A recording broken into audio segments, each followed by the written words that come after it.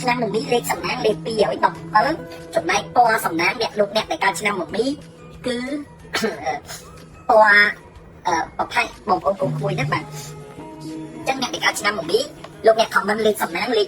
217ចំណែកពណ៌សំណាងពណ៌ប្រផេះអ្នកដែលកើតឆ្នាំមួយមីដើមខែ3គឺអត់សុបាយចិត្តទេក្តៅក្រហាយបាទក្តៅក្រហាយបន្តិចណាអ្នកកើតឆ្នាំមួយមីចឹងអ្នកដែលកើតឆ្នាំមួយមីបងប្អូនកូនក្មួយនៅថ្ងៃទីនៅដើមខែ3ចូលមកដល់អ្នកដែលកើតឆ្នាំមួយមីហ្នឹងគឺក្តៅក្រហាយអត់សុបាយចិត្តអត់រីករាយទេបាទតាមខែ3ចូលមកឆ្នាំមួយមីអត់សុបាយចិត្តមកអត់ខ្វាក់អត់រីករាយមកចឹងគឺឥឡូវអ្នកដែលកើតឆ្នាំមួយមីទាំងអស់គ្នានៅក្នុងនោះដឹងអត់សុបាយចិត្តទេបាទក្តៅក្រហាយមកគេមើលងាយគេមិនឲ្យតម្លៃយើងទេចឹងយើងជឿចាប់បងប្អូនបាទប៉ុន្តែមិនជឿចាប់ទេអាពួកអ្នកមើលងាយគេវាមិនបានល្អទេជឿខ្ញុំបើមនុស្សគេល្អអ្នកមានទឹកណាគេមិនតែចេះមើលងាយអ្នកដទៃទេខូចតែពួកអ្នកក្រធ្វើមានវាជីជាប់គេឲ្យគេថាវាអស់ចាស់សួរកូនសិស្សខ្ញុំគេសុទ្ធតែកំពូលមហាសេដ្ឋីសុខខ្មែរគេឲ្យតម្លៃអ្នកជុំវិញខ្លួនណាបាទគោលតែគេហៅអ្នកមានស្ទើរទេដែលចង់បង្ហាញមហិច្ឆតាចង់ឲ្យគេថាឯងអស់ចាស់យល់ទេចឹងបើសិនតែអាពួកទាំងអស់នឹងវាថាឲ្យយើងកុំខ្វល់យល់ទេចឹងអ្នកកើតឆ្នាំមួយមី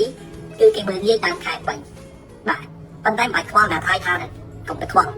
ពេលខ្លះមកពីយើងដែរនេះវាកូនចំហររឹងមាំគេជន់យើងហើយថ្ងៃក្រោយគេហៅយើងមកប្រើយើងប្រងទៀតណាអានឹងយើងវាអំដែរចឹងបើឯងមិនឲ្យតម្លៃអញក៏មិនឲ្យតម្លៃឯងដែរបាទទោះឯងមានកម្រិតអញក៏មិនត្រូវឯងតែព្រោះជីវិតអញមិនរួចសាយទេអញស៊ីខ្លួនឯងតែបាទចឹងណាចឹងលេខសំណាងអ្នកកើតឆ្នាំមួយមីលេខ217ពណ៌សំណាងគឺពណ៌ប្រផេះដើមខែក្បៃក្រហាយគេមិនឲ្យតម្លៃបាទ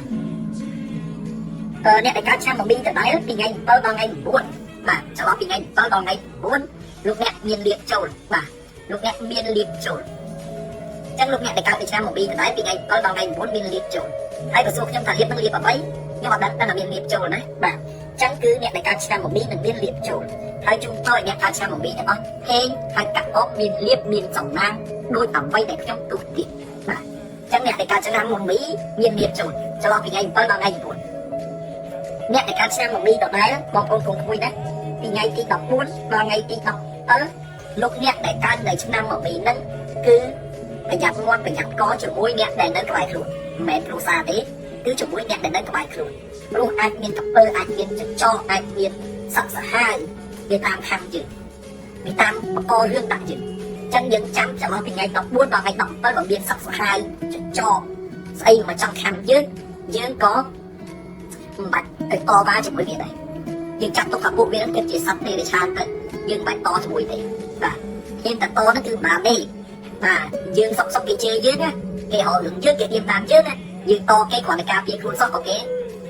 ក៏យើងខ្លាចទៅជាអ្នកដែលបង្កហេតុដែរអញ្ចឹងប្រយ័ត្នណាជនរងគ្រោះខ្លាចទៅជាជនបង្កណាអញ្ចឹងចន្លោះពីថ្ងៃទី14ដល់ថ្ងៃទី17អ្នកដែលកើតឆ្នាំមួយមីហ្នឹងគឺត្រូវមានការអត់ធ្មត់កុំតណាបាទកុំទៅខ្វល់ណាពេលយើងដើរតាមផ្លូវឃើញឆ្កែភុះកុំទៅភុះមួយឆ្កែណាឲ្យវាភុះទៅវាទៅហើយវាភុះហត់វាឈប់ភុះហើយបាទអញ្ចឹងខ្ញុំសូមជូនពរដល់អ្នកកើតឆ្នាំមួយមីទាំងអស់ឲ្យរួចផុតអំពីទុក្ខសោកខវេទនាទាំងឡាយអ្នកដែលកើតឆ្នាំមួយមីបន្តទៀតពីថ្ងៃទី20គ្រប់តាបងប្អូនដល់ថ្ងៃទី23អ្នកដែលកើតឆ្នាំមីពីថ្ងៃទី20គ្រប់ដល់ថ្ងៃទី23សម្រាប់អ្នកដែលមិនទាន់ដល់គូគឺអាចមានគេមកសុំស្រឡាញ់ហើយអាចដល់គូហើយឬមួយក៏យើងអ្នកកើតឆ្នាំមួយមីនេះកូនយើងវាគ្រាន់យកប្តីកូនយើងវាគ្រាន់មានគ្រួសារបាទតនឹងអាចមានដំណឹងគេនឹងមកចែកជើងគេមកស៊ើបចង់បានកូនយើងហើយបើស៊ើបភ្លាមឲ្យផ្លែតហ្មងណាបាទអង្គគិតយូរហើយបើសិនជាមានគេមកសុំស្រឡាញ់មើលទៅអាចពិចារណាបាទតែទុកយូរហួសពេលហើយណាបាទអ្នកកើតឆ្នាំមួយមីចឹងខ្ញុំសូមជូនពរឲ្យដល់គូដល់សកលទៅហើយប្រយ័ត្នអ្នកដែលមានប្រពន្ធហើយអ្នកដែលមានប្តីហើយស្រាប់តែលឺតែចង់ដល់គូចឹងអត់បានទេណាបាទនិយាយតែអ្នកនៅលាវឯងអ្នកដែលនៅ single ឯងហើយបើសិនជាអ្នកទាំងអស់គ្នាមានគ្រួសារហើយនឹងប្រកាសដែរបាទណាស្មោះស្ម័គ្រប្តីមួយប្រពន្ធមួយទៅយល់គ្នាអត់ឲ្យគ្នាទៅអធិស្ឋានឲ្យគ្នាទៅហើយថានៅមួយគ្នាមិនចុះសម្រងទេលែងគ្នាទៅហើយចាំយកអ្នកផ្សេងកុំអា1 អា2 អា3មិនល្អទេដល់កូនបាទបើតាមស្រួលលែងគ្នាចោលទៅចប់មកបាទហើយបើលែងមិនដាច់ទេប្តីមានស្រីឬមួយក៏ប្តីនិយាយស្ដាប់ប្តីមិនឲ្យលុយធ្វើការគេមិនដាច់គេមិនស្រឡាញ់មកតាក់ទងគ្រូមហាជុំលោកគ្រូមាន9ស្នេហ៍បងប្អូនណាបាទហើយមានស្រីប្រហែលឆ្នាំក៏ទាញមកវិញបានដែរចាំលោកគ្រូជួយអញ្ចឹងអាចជាវ9ស្នេហ៍យកទៅលៀប អ្នកថាប្តីមិនទាន់ខូចទេប៉ុន្តែប្តីដើរឆ្ងាយហើយប្តីមានលុយប្តីរូបសង្ហាអីរូបមិនល្អអីរូបក៏ឃើញប្តីស្អាតប្តីសង្ហាប្តីលុយច្រើនគាត់ត្រូវចាក់វ៉ាក់សាំងការពារទុកដែរមើលមិនឃើញទេណាបាទតែហាត់ប្រាណមួយថ្ងៃតែ20ក៏អាចមានស្អីបានដែរចឹងបងប្អូនអ្នកកើតឆ្នាំមកមីក្តីអ្នកមានក្តីកំណត់ឯអាចជាកមួនស្នេហ៍លោកគ្រូតាមពិតទៅកមួនខ្ញុំទឹកប្រសិទ្ធភាពថ្មីចឹងបងប្អូនអាចជាកមួនស្នេហ៍យកទៅរៀបហើយមិនមែនតែរឿងស្នេហាទេ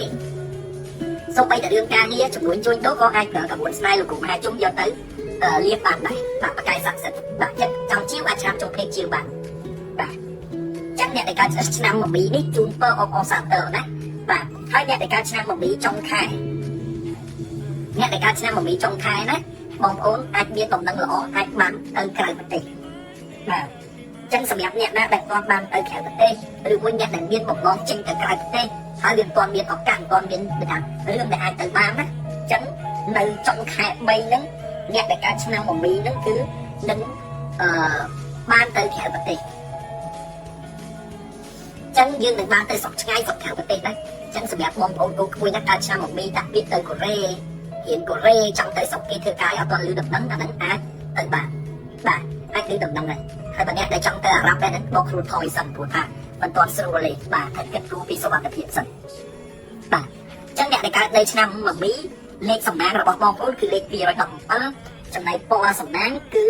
ពណ៌ប្រផេះអ្នកដែលកើតឆ្នាំមកមីទាំងអស់លោកអ្នកដែលក្នុងឆ្នាំនេះជាន់ឆ្នាំណាបាទចឹងអត់សូវល្អទេធ្វើអីមួយត្រូវមានការប្រយ័ត្នប្រយែងហើយបើសិនជាអាចអ្នកកាត់ឆ្នាំមកមីទាំងអស់នេះគឺត្រូវកាត់ឆុងចេញណាបងប្អូនណាបាទបើសិនជាបងប្អូនបានកាត់ឆុងត្រឹមត្រូវដោយកូនសិស្សលោកគ្រូលោកអ្នកហេងខ្លាំងមកចឹងកូនសិស្សខ្ញុំបងប្អូនអ្នកដែលកាត់ឆ្នាំមកមីតាមពិតឆុងណាប៉ុន្តែអ្នកដែលកាត់ឆ្នាំមកមីហ្នឹងឥឡូវវាឡើងឆុងវាទៅជាហេងគ្រប់គ្នាដោយសារគាត់បានកាត់ឆុងត្រឹមត្រូវចឹងដល់ពេលបានកាត់ឆុងត្រឹមត្រូវទៅទេវតាលោកតាមជួយរកស៊ីមានខ្លាំងផ្ទុះលៀបផ្ទុះសំណាងចឹងបងប្អូនមួយចំនួនមកដំណាក់កាលនេះសិតតែបានកាត់ឆុងគ្រប់គ្នាហើយមួយចំនួននោះ